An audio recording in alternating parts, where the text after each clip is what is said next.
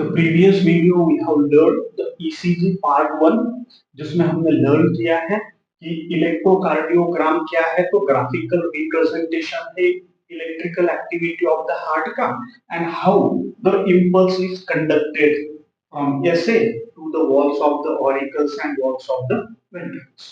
Now in this video we are going to learn the ECG, that is the electrocardiogram. So मैं उसके लिए उसका graph निकालूंगा. So this is there is a baseline जिसे हम centre line भी कहते हैं, वो निकालूंगा. Right? Then जो ग्राफ होता है it like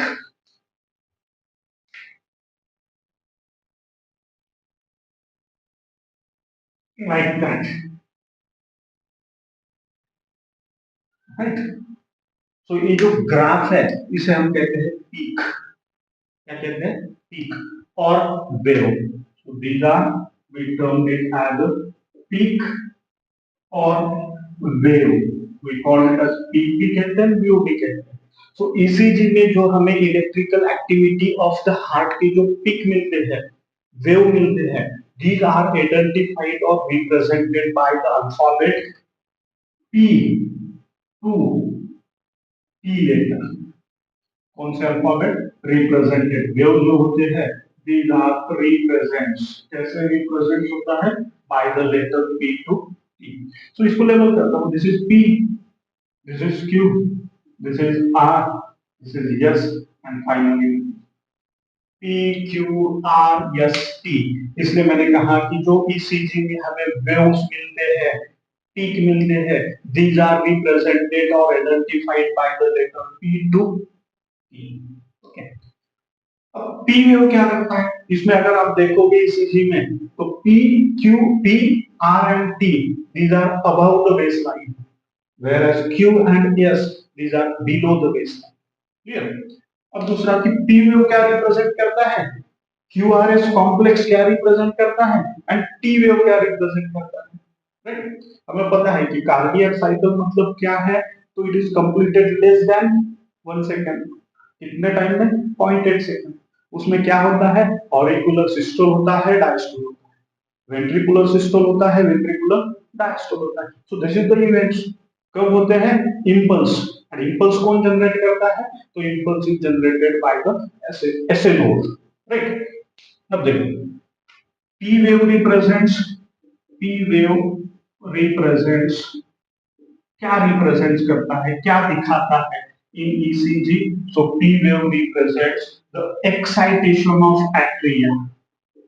Excitation of atria in this auricles. Excitation मतलब depolarization after impulse.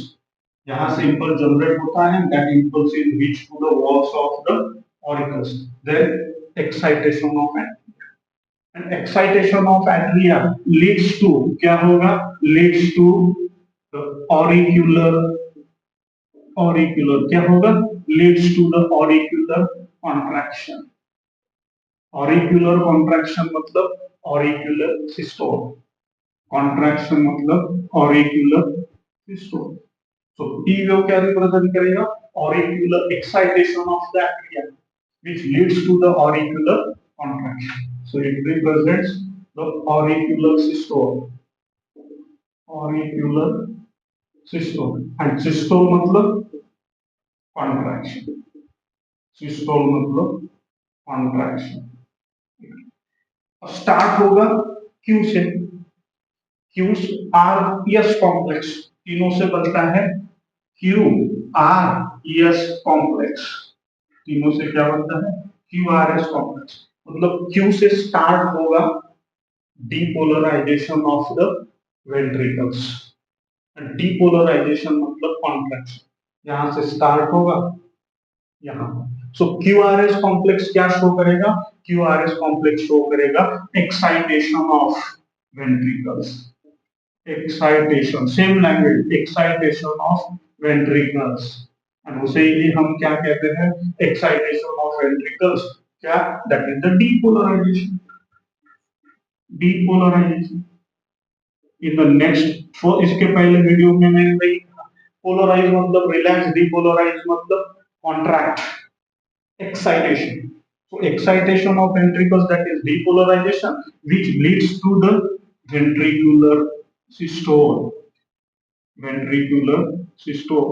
So ये क्या होगा? Ventricular systole. QRS complex. This is QRS, ventricular systole. And ventricular systole मतलब excitation. Right? So this is. अब T wave, अब T wave क्या करता है? टी वेव क्या रिप्रेजेंट करता है? यहां पर लिखूंगा टी वेव रिप्रेजेंट्स, क्या रिप्रेजेंट करता है कि रिटर्न ऑफ वेंट्रिकल्स, यहां से वेंट्रिकल्स रिटर्न आते हैं, return of ventricles, return of ventricles कहां से? Return of ventricles from excited, excited to normal. कैसे कैसे? Excited to normal. T wave जो रिप्रेजेंट करता है that is the return of ventricles from excited to normal. Normal मतलब relax. अब ये रिलैक्स होंगे तो फिर से इवेंट्स क्या आएगा? फिर से इवेंट्स आएगा पी, फिर QRS, right? So T wave represent the ventricles, return of ventricles, ventricles back आते हैं from excited to the normal. And अगर end of T, end of T क्या रिप्रेजेंट्स करता है? End of T represents the end of ventricular system. T जो है उसका end यहां पे लिखता हूं, एंड ऑफ टी वेव क्या रिप्रेजेंट करता है? इट रिप्रेजेंट्स और इट शो, क्या रिप्रेजेंट्स करता है? It represents the end of ventricular system, जहां पे वेंट्रिकल का कॉन्ट्रैक्शन खत्म होता है। Represents ventricular systole, and systole मतलब क्या? तो contraction, excitation, depolarization, end of T wave, end of T wave, and T wave ventricles return आते हैं excited to normal। जब यहाँ पे T end होता है तो क्या होता है? It represents the ventricular systole। और ventricular systole खत्म होगा तो क्या आएगा? फिर से पी आएगा। इसको ही अगर आप एक्सटेंड करोगे तो फिर पी आएगा, फिर क्यू आर एस आएगा, फिर same. So this is about the graphical representation of the electrical activity of the heart. दूसरा इम्पोर्टेंट कि ECG of the different individuals is near about same. अगर इस ईसीजी में कोई चेंज होता है तो डॉक्टर रियलाइज कि there is something went wrong, there is a disorder, then फिर next technique, next treatment doctor will start, right? So this is the thing। इसके बाद जो ECG निकालते हैं इट्स ऑफ टू टाइप्स, दो टाइप्स के ECG में निकालते हैं। कौन से? तो जो हमने ग्राफिकल रिप्रेजेंटेशन देखा लर्न किया तो उसमें ज्यादातर स्टैंडर्ड ECG निकालते हैं। First standard ECG। अब जब स्टैंडर्ड ECG निकालते हैं तो किसलिए कैसे निकालते हैं? तो स्टैंडर्ड ECG में क्या होता है?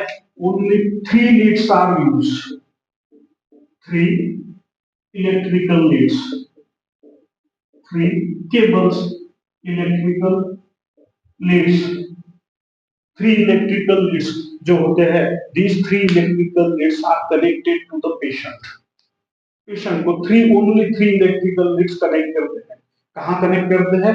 1 टू ईच रिस्ट मतलब 2 and 1 to the left hand. So in order to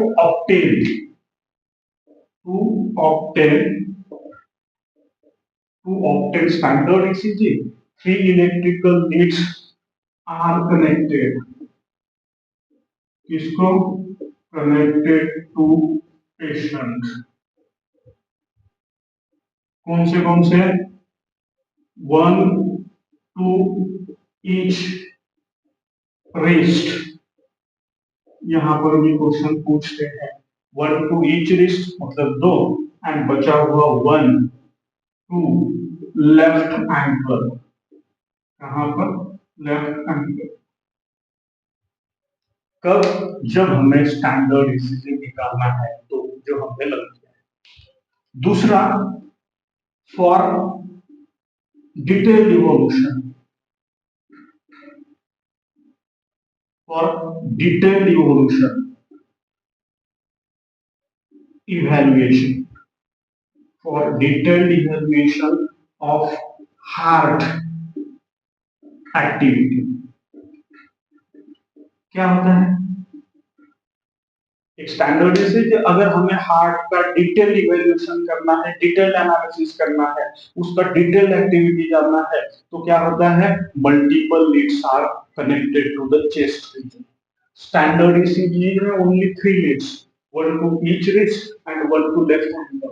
and अगर detail evolution of heart activity जानना है तो क्या होता है, multiple leads, multiple leads attach to, कहां अटैच होता है, multiple lead attach to chest region, attach to chest region, right? So this is the two, standard ECG and detailed evolution of the heart activity, 3 leads and multiple leads। So this is the preliminary technique in order to understand the activity of the heart। अगर इसमें कुछ change है तो doctor will understand कि there is something went wrong, right? So this is very important technique। In the next we'll discuss the regulation of heart activity।